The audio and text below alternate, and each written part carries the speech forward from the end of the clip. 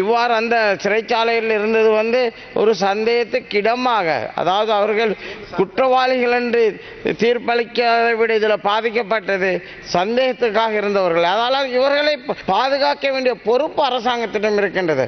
கடந்த காலங்கள் எவ்வாறு என்ன பிழைகள் நடந்ததோ அதை திருத்துவதற்குரிய இதை நாங்கள் ஒரு படிப்பினையாக வைத்துக் கொண்டு அந்த இவ்வாறான ஒரு மரணம் அங்கே நடக்கிற அளவுக்கு இதுகளில் பாதுகாப்பு குறைபாடுகளை நிவர்த்தி செய்ய வேண்டும் என்று. இந்த நீர்கொழும்பு சிறைச்சாலையில் என்ன நடந்தது உங்களுக்கு தெரியும். இலங்கை நாட்டினின்று போதைப் பொருளுக்கு எதிரான போராட்டத்துக்கு தலைமை தாங்குவல் இன்றைய நாட்டு ஜனாதிபதி.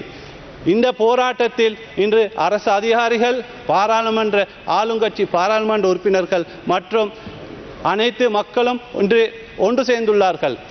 எனவே இந்த போதைப் பொருளுக்கு எதிரான போராட்டத்தை அதை தடுக்க வேண்டும். அதை போதைப்பொருள் விநியோகத்தோடு தொடர்புள்ள அரசியல்வாதிகள் அவர்களை காப்பாற்றிக் கொள்வதற்காக ஏற்படுத்தப்பட்ட ஒரு சூழ்ச்சியாகத்தான் இதை நான் காண்கின்றேன்.